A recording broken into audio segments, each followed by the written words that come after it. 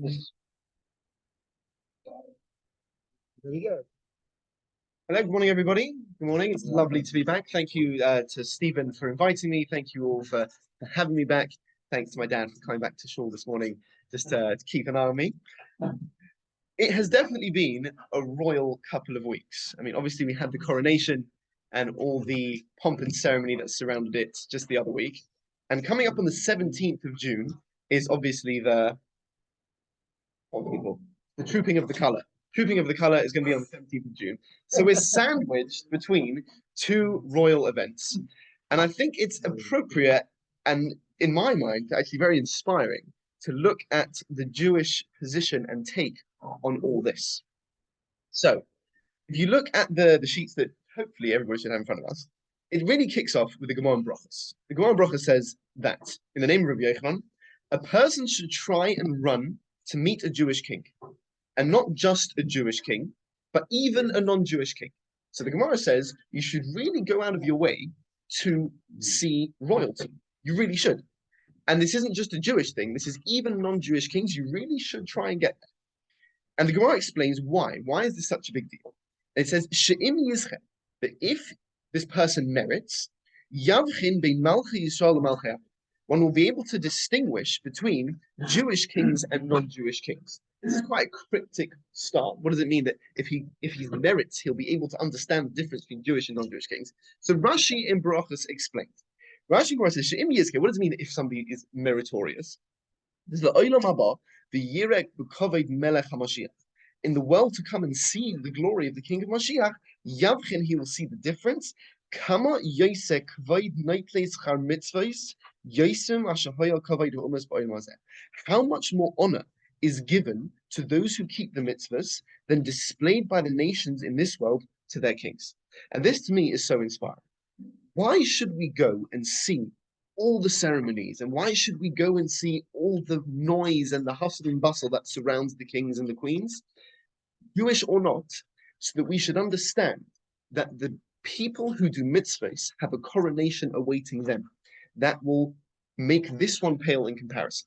And you see in the pictures all the throngs of people that have gathered to focus on one person, the royal golden carriage that's going to be parading through the streets in these instances. No, that there is a ceremony even greater and more fantastic for this than this, waiting for those who facilitate Torah learning on a Tuesday morning, that come out on a minyan when it's cold and rainy, that maybe we're going to speak some Lashon Hara and didn't do so. They gave tzedakah and nobody knew about it. There's a coronation and a celebration awaiting these people. And the Gemara says, go and see how much noise is made, how many millions of pounds of taxpayer money is spent on this, and realize that the budget for the people that come to a minyan, that say a kind word to somebody, that gives tzedakah, is so much more than that. And I think we could stop the shir there and I'd go home a happy man. It's so important to realize that all this noise that's made, and it's deserved and it's appropriate, we should honor the kings, etc., but it's nothing compared to the reward of the people that do mitzvahs. So that's where it really starts. But I then got, right, before we get there, let's turn to page 2. This, by the way, and I think this is just interesting to point out, is clearly this requirement to go and meet and see kings and non-Jewish kings is not limited to good kings. It's not limited to kind, honorable non-Jews. Even the lowest of the low, if they are a king, gets honored. And you see this in a number of places. The first one, and I think this is the most extreme one, is from Melachim Aleph. We have to understand the background behind source number 3, because it's really like verging on the ridiculous. Achav and his wife, more famously known Jezebel, were not good people. They were the king and the queen of an area of Eretz Israel, and they really promoted this avodah zarah called Baal. And Baal was an avodah zarah, and it was really gaining momentum and popularity.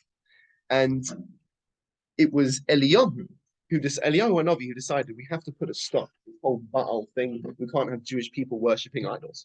So he basically creates a showdown, and he gets all the priests of Baal promoted by the king and queen, and then he's there by himself, and they have a competition. And the competition basically goes, we're going to make a sacrifice, and whoever's sacrifice has a fire descend from Shemayim onto onto the sacrifice, their God is correct. So the priests of Baal, they try and try and try to get the fire to come down from the heavens onto their sacrifice. It's just not working. And Eliyahu's mocking them, and he says, maybe shout louder, your God can't hear you. And maybe he's in the bathroom and he's just busy and he'll be back in a second. And it's nothing's happening. And the priests of Baal are like gouging their arms and they're like bleeding everywhere, just absolute hysteria and despair. And nothing happens. Their sacrifice just sits there, cold as anything, nothing happens. And Eliyahu decides it's then his turn, and he douses his korban with water to make sure that this is really going to go up in flames properly. And he davens to Hashem. Before he's even finished his tefillah, this fire blasts down from Shemayim and it blazes his korban to cinder. And it's unbelievable. Everyone can see, Baal is nonsense. And this idol that the king and queen were pushing is completely false. And Eliyahu's Hashem, our Hashem is the right one. Boom, fantastic. And then they put the priests of Baal to death. And then after this, after having the idol that the king and the queen have been promoting completely debased in front of everybody, you have source 3. It says, V'yad Hashem haisa el Eliyahu, v'yishamim bosnov v'yoratz lifnei Achav adbayach Yisrael. Eliyahu, in a sign of respect to the king he has just publicly embarrassed, runs in front of the king's chariot all the way to Jezreel. And it's crazy. Eliyahu has just had the most public, unequivocal victory, debasing the idol that the king and queen have been promoting, and then he had this unbelievable gesture of respect, running in front of Achav all the way back to Jezreel. And you see that this requirement to honor kings is not limited to good people. Perhaps more famously is the posuk in Shemais, when Moshe says to Paro, "V'yardu kol avadecha ela elai v'ishtachvu li lemar sei ata v'chol ha'am asher b'raglecha v'achrechen etzi v'yetze mi Paro b'choriyot." And all your servants will come down to me. Moshe predicts the end to Paro. He says, all your servants are going to come crawling back to me, begging to let the Jews go. And Rashi in source 5 says, what does he mean, all your servants? It doesn't mean all your servants are going to come down to me. He really means Paro. So why didn't he say, and you will come crawling to me? The answer is because Hashem wanted Moshe to show respect to Paro. He didn't want Moshe to go to Paro and say, you are going to end up telling me that I'm right. That wasn't what Hashem wanted to happen. So Moshe spoke in a respectful way to Paro, a tyrant that's been massacring and murdering Jews for hundreds of years. Still, there is a requirement to respect kings. Now, until now, no one's got particularly nervous. Everyone's enjoying themselves. The food looks great. It's brilliant. Source number 6 got me extremely nervous, and I'll tell you why. Source number 6 says the following. Rabbi, how far does it go? How far does this all go that you can go and see the king? Medalgin hayinu al gabe aroyle shel mesim. The Kohanim would step over graves to meet a Jewish king. Now, what's the problem here? Kohanim aren't supposed to come into contact with the dead, right? And yet they would still step over the graves of people to go and see the king. And before you get off from, it says, it's not even just to see Jewish kings. Even to see a non-Jewish king, the Kohanim would be sprinting through Bushy Cemetery to get to see the king, even if it was a non-Jewish king. Now, the Gemara then understands this wasn't a Tumah D'Oraisa, it was a Tumah D'Rabbanan. It was only a rabbinic prohibition that they were transgressing. But what you see here is that you're allowed to transgress a rabbinic prohibition to see a king. That's what the Gemara says, right? You're allowed to transgress a rabbinic prohibition to see a king. Why am I so nervous about this? Because we just had a coronation on Shabbos, and we're going to have the trooping of the color on Shabbos. Why can't you switch on your TV on Shabbos to see the coronation? And this is now I'm getting very nervous. I'm thinking, I'm a new rabbi. I don't know about this. Maybe I should call Diane Gelly and see what he thinks. And part of me is like, absolutely not. I'm going to make a psak here. I'm going to get up in shul on Shabbos morning with a projector. Because electricity, according to most people, almost everyone, is a rabbinic prohibition on Shabbos. And the Gemara says you're allowed to transgress a rabbinic prohibition to see the king. And I'm looking at my Gemara, getting very nervous. I'm like, what are we missing here? Why can't we switch on the TV? And this might be appropriate on the 17th of June on Shabbos morning. Maybe in Edgeway United we could arrange a viewing. A viewing. We may it's and we just said how important it is that if we see people respecting the king, we will know how much more reward is in store for those who do mitzvahs. It's a really big thing. And the Gemara says, and just before we move on and we start working myself up even more, does anyone know who this guy at the bottom is? Guys, unbelievable. Wow, I was really trying to drop a history nugget on you there. Well, anyway, Daniel Mendoza, okay, so we don't need to say no more. But why is he on this? History nugget coming in. Why is he on this particular sheet? Because legend has it that he was the first Jew to ever meet a king. Legend has it. His boxing, do you know why he was so famous? Before everybody says, I'm just going to say anyway. But basically, he was the one that invented defending yourself during boxing. It used to be the idea, and this is not a joke, it used to be the idea that everyone would just beat the living daylights out of each other. He had this novel idea, and it's classic like the Jewish running away thing, where it's like, you know what, actually, I'm going to defend myself. And he wrote a book called The Art of Boxing, in which he sort of described how you can actually defend yourself during a fight. Anyway, but such was his fighting prowess that he was the first Jew, they say, to meet a king. That was King George III. And apparently it did a lot. It did a lot to dispel the stereotypes about Jews, because Jews had often been rumored to be weak and cowardly. And this strapping lad went up to King George, and he's a prize boxer. And King George apparently was very impressed. So just in terms of Jews meeting kings, this is quite an important one. But source number 7 says, and remember, we still have to work out why exactly we can't switch on the TV to watch the coronation or the trooping of the color on Shabbos. Source number 7 says, it's a mitzvah to see the kings, even if they are kings of other nations. And it just says mitzvah to see the kings. Doesn't say anything. And the Magen Avraham comes in, and he starts calming us down a bit. The Magen Avraham there in Chaim says, it's implied from the Gemara that it's permitted to transgress a rabbinic prohibition to see kings, even if they are not Jewish. Nonetheless, he says, it's basically specifically for Jewish kings. So Magen Avraham says, everybody slow down, don't reach for the remote just yet. This license in the Gemara to transgress a rabbinic prohibition to see a king is only for Jewish kings. Only for Jewish kings, everybody slow down. So according to Magen Avraham, there is absolutely no way that his TV would be on Shabbos to watch the Queen's coronation or the King's coronation, nation of tripping of color, because that's only for Jewish kings. That's the Magen Avraham. There are some problems with this Magen Avraham, and these are raised in a second, but all the examples of the kings that we were honoring that I just brought, so that's Achav and Parai, they're not Jewish. You still see a requirement to honor them. So it's not quite clear why the Magen Avraham thinks that it's specifically an idea of respect just for Jewish kings. It's interesting that. And this is the line that Rav Yaakov Emden and the Chaim Sofer take in source 9 and 10. And they go respectfully bonkers at the Magen Avraham. And they say, we know in so many places that you're required to honor kings. We never really see a distinction between a Jewish king and a non-Jewish king in terms of Achav and in terms of Parai. And the Chaim Sofer in source number 10, he goes really far. He says, Im kain muchuyavim min haTorah. Since there's a blessing to be made on a king, therefore one is required on a biblical level in his honor. And so Rabbi Yaakov Emden and the Chaim Sofer do not like this Magen Avraham. And they say there is no distinction that you can convincingly make between a Jewish king and a non-Jewish king. And any license that's applied to a non-Jewish king is applied to a Jewish king, and that is the end of that. So they say, no, you are allowed to break a rabbinic prohibition, even for a non-Jewish king. Interesting what potentially this dispute is about. It's interesting to know. Remember, I sort of fudged this past you on purpose, but you could read the Gemara initially as there's two separate things. There's a requirement to honor a Jewish king, and then there's this idea of going to see a non-Jewish king so that you will understand how respected the people that do mitzvahs are. Or if you wanted to do, halachic terminology, there is a chiyuv, a requirement to honor Jewish kings, and there's an inyan to see non-Jewish, to see Jewish kings. There's an inyan to see non-Jewish kings.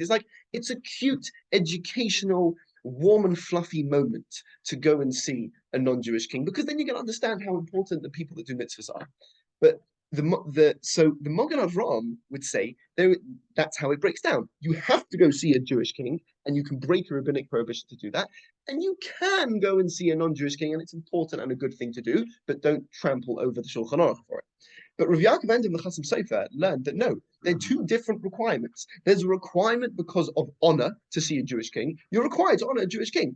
And there's another chiyuv, another requirement to go and see a non-Jewish king so that you understand how honored people who do mitzvahs are. The Chasam Sofer and Rav Yaakov Ender clearly, there's two separate requirements, not an acute idea and a requirement, one requirement, two requirements. Now, you'll never guess who we go like, by the way. If you flip over to source number 11, the Mishnah Berurah says we do not go like the Magen Avraham. We don't. We don't go like the Magen Avraham. We are Chasam Sofer, Yaakov Emden guys. We are trampling over all sorts of rabbinic prohibitions to go and see the king. Jewish or not Jewish. Mishnah Berurah, very religious gentleman, says switch on the TV on Shabbos, watch the coronation. And now I'm in shreds. Now I'm in absolute shreds. I'm at home tearing, whatever hair I have left out in my old age. And it's a disaster. It's a complete disaster what's going on. Now, there are those, and this I did not like. There are those who want to learn the Mishnah Berurah like this. They say, if you read the Mishnah Berurah carefully, source number 11, it says, all he says is, Umuta letami betuma shel devreha. He says you're allowed to remember the case we brought of the rabbinic prohibition was kohanim, priests in the graveyard. So the Mishnah is he chooses his words carefully, and he limits his codification of this halacha to the case that the Gemara brought. And so there are those who say the case of the Gemara was about priests in graveyards. That's the only rabbinic prohibition you're allowed to break. And the Chasam Sofer does not like this. They don't like, sorry, the Ksav Sofer. The Ksav Sofer doesn't like this. Durabonon is Durabonon. And so as it stands, bottom line, at source number 11, we're reaching for the next. That's how it's going to be. If you wanted to be from for the Magen Avraham and say it only applies to Jewish kings, fine. But the Mishnah Berurah and Ashkenazi Jewry are going for the remote and projectors on a Shabbos morning. I'm very nervous. I'm very nervous right now. And then I saw a Gemara that actually relaxed me a bit.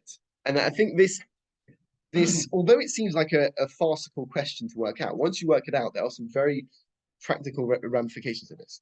Source number 12, the Gemara in Brochus brings a story.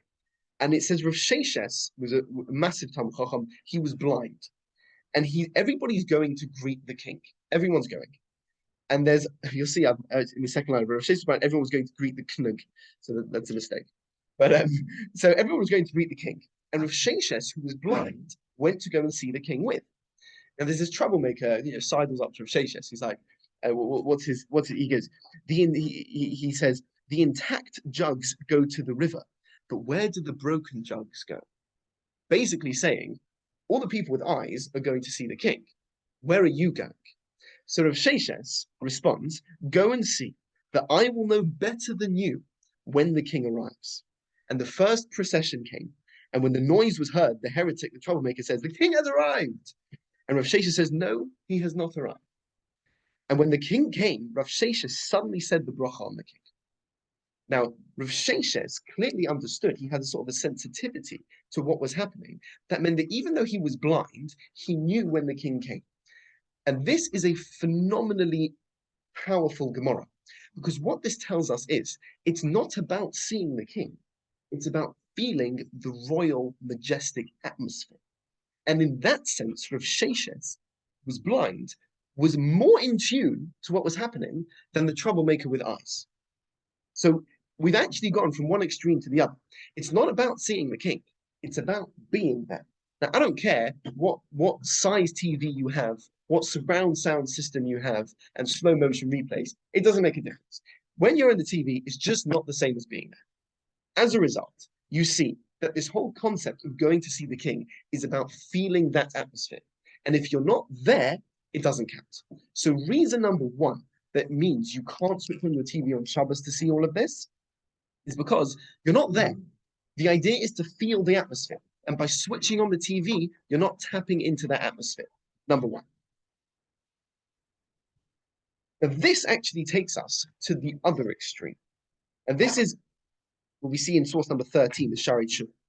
The Shari Tshuva says, what if you're plugged in 110% to the atmosphere, but you don't actually see the king. And this is seemingly the Gemara with Rav Sheshes. He says, let's say you have a king, he's in a boat. And now, does anybody know what boat this is underneath over here? It's on, I think it's on the Thames. No.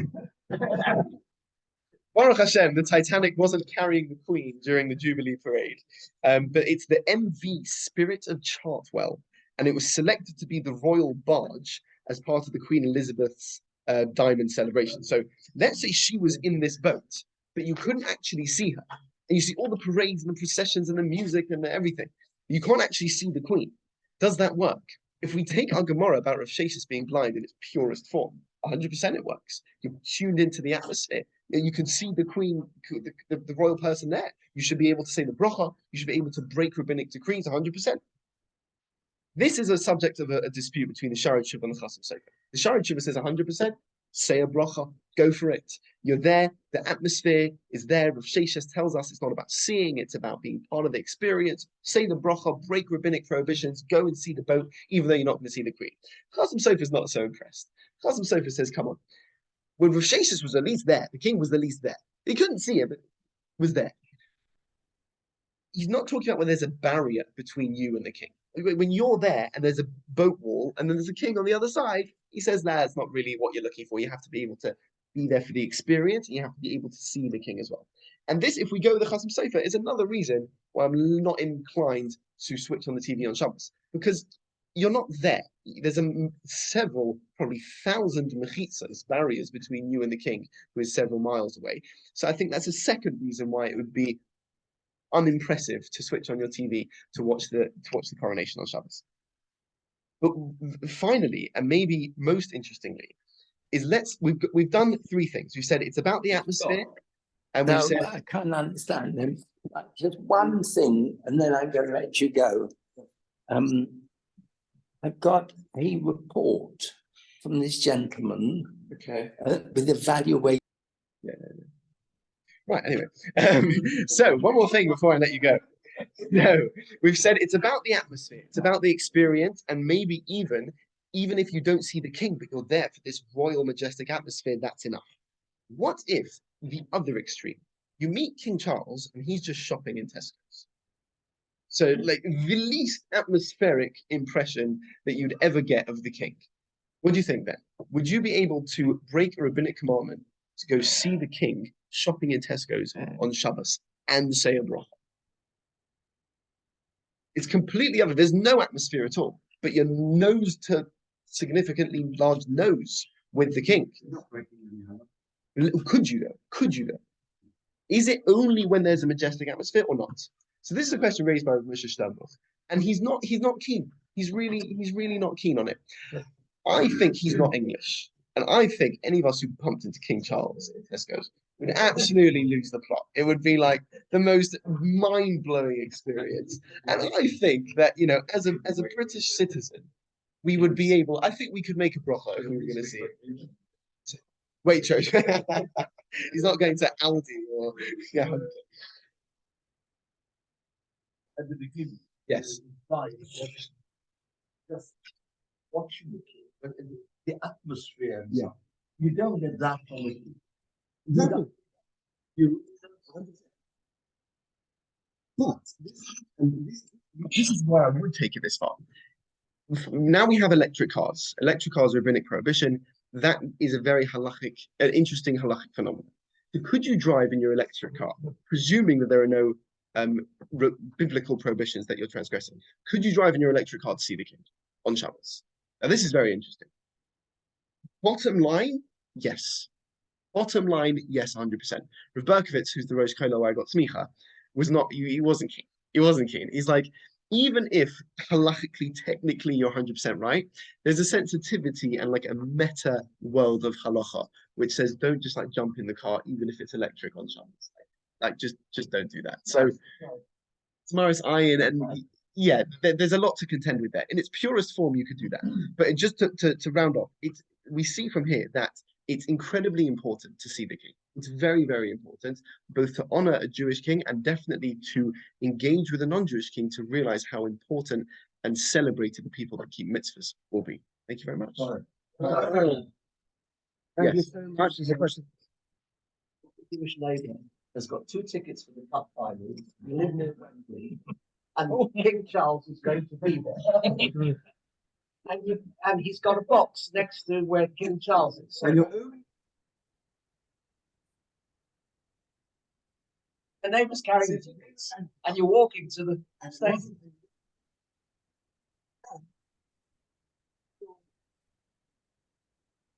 Thank God save the king. Yeah, it's not it. Are you There's- taking questions, Rabbi? oh, we can take a question. Go on. This is my very royal correspondent. Wonderful talk as ever. Bushy's loss is our gain. And I would, however, need to correct you on the issue of trooping the colour. Because if you were well aware, which I'm sure you really are, that the ceremony begins at 11 a.m. And that would conflict with the time when the rabbi of Edgware United Synagogue gives his drosha. Now, there's no conflict there. It's obvious that we've watched Trooping the Colour. Point taken. Great. Okay, that was really interesting. Thank you so much. Thank you so much for joining us today and for that interesting talk. I will turn off the Zoom now and finish off the proceedings here. See you all next week. Right.